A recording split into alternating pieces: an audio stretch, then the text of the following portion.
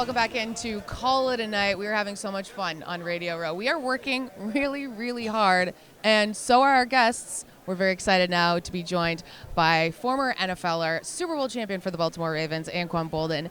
How is it like to be back here? Does it bring back any memories of 2013?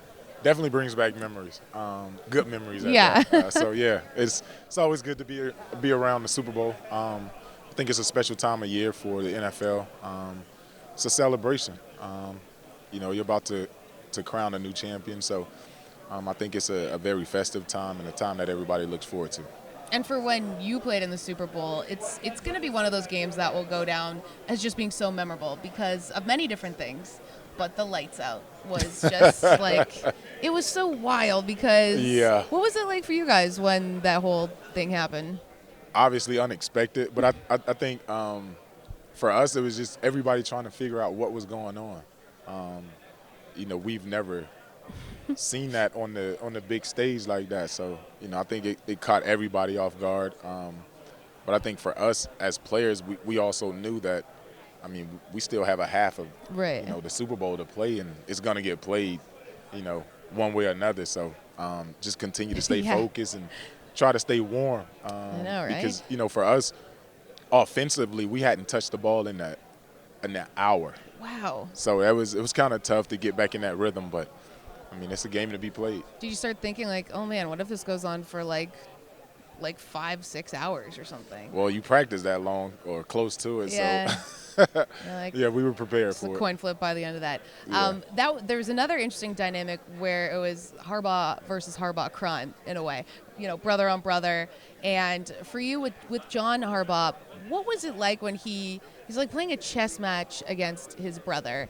How did he sort of discuss really how to go against a guy he knew really well? Well, for us, we had the opportunity the year before to play against the 49ers and Harbaugh's team on Thanksgiving night. So we had a little familiarity with them. But I think for us the most important thing was just thinking of who we were, not changing what we did to get us there. And I think that helped us in the long run. I feel like if I had to go against my brother, I'd be like, all right, okay, I know where his weak spots are. I know where to destroy him, call my mom. How do I get in his head? But, who knows? Maybe those tactics were used, maybe not. But then you played against Colin Kaepernick in that game, but then you ended up going to the Niners. Yeah, the following after that, year. which is very fascinating. What was it? What's your relationship like with Colin? We had a good relationship. When I was traded to San Francisco, I was hopefully brought in as a piece to help them get over the hump. Felt like we had good years there. Mm-hmm. Enjoyed my time there. Enjoyed playing with Colin. Enjoyed playing for Jim. And I always look back on those days with fond memories. When you look back on those days, how do you feel everything went down with Colin now and whatnot? How do you feel the trajectory of how he's been treated is? Didn't like it at all. Felt like he definitely deserved to continue his playing career. We're talking about a guy that took his team to the Super Bowl. And not only took his team to the Super Bowl, but the following year had his team in the championship game on the cusp of playing in another Super Bowl. So I definitely didn't like the way his career ended. Thought he had a lot of football left in him. Mm-hmm. And when you retired in 2017, you said that, you felt like your purpose was sort of greater than football. And you've already been doing so much even this year with the Super Bowl ad and, obviously the tragic loss of your cousin, Corey Jones, to police brutality. How do you sort of feel you want your message to be in terms of opening up the conversation again, almost similar to what Colin did originally in the NFL? Yeah, having the conversation, but I think, just taking it a step further and coming up with solutions. I've seen over my lifespan, protests happen and nothing come from them. Mm-hmm. But I don't want us to have that same mistake here. While we have the opportunity and while people are talking about it, let's come up with ways that we come up with solutions to where we don't have to protest 20 years from now about the same things. Mm-hmm.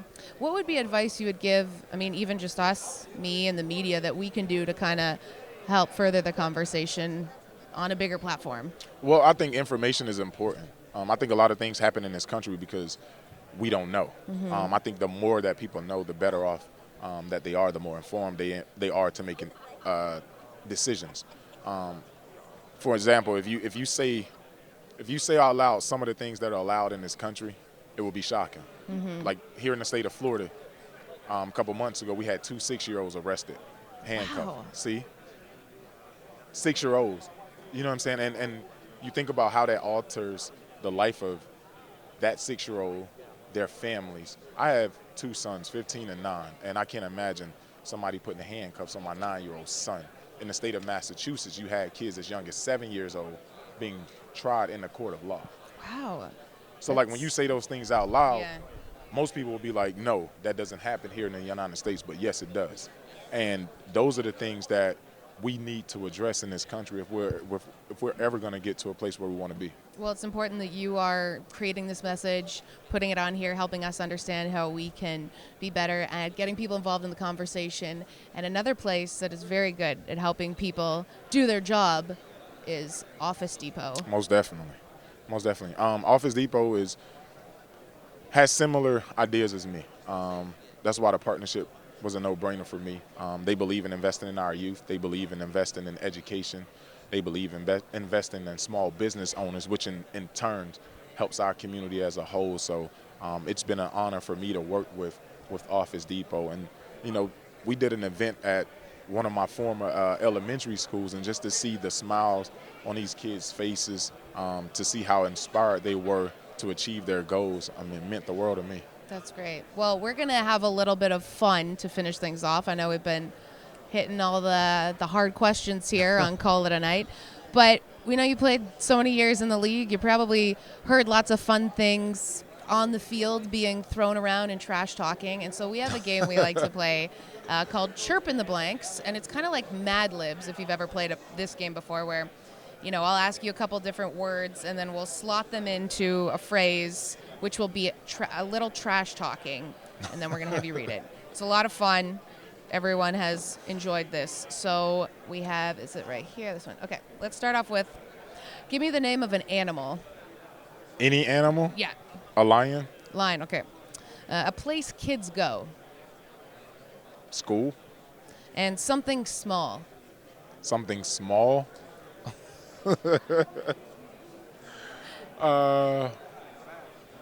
Just say a marble. A marble. Yeah. Great, that is very small. Okay, well, as we calculate these results, we're going to have you read this into that camera like you're dishing out some trash talking on the field, okay? All right, cool. You know what I'm talking about, okay? So look in the camera and be like... Does anybody read this with a straight face? Some people have, yeah. People get into it. The Kyle Longs of the world, you know, this is right up their alley. Okay. Okay. I'll try. Okay, let's do it, yeah. Hey, Patrick Mahomes, you look like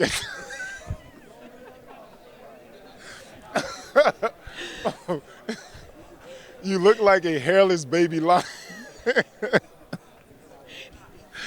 Baby lion.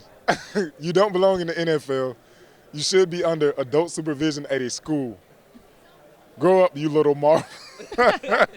That's awesome. I mean, that is a creative chirp. Because, you know, you always hear the weirdest things out there and fans shout the weirdest things. So, yeah, Patrick Mahomes, hairless baby lion. You heard it here first. Anquan, thank you so much for joining us here today. Former NFL Super Bowl champion Anquan Boldin, who is here with Office Depot. Make sure you check out everything with Office Depot, OfficeDepot.com. And we will have so much more coming up after the break on Call It a Night. Hey everyone, JSB here. Make sure to like, comment, and subscribe to Fubo Sports on YouTube, or else I guess you could watch puppy videos. That sounds good.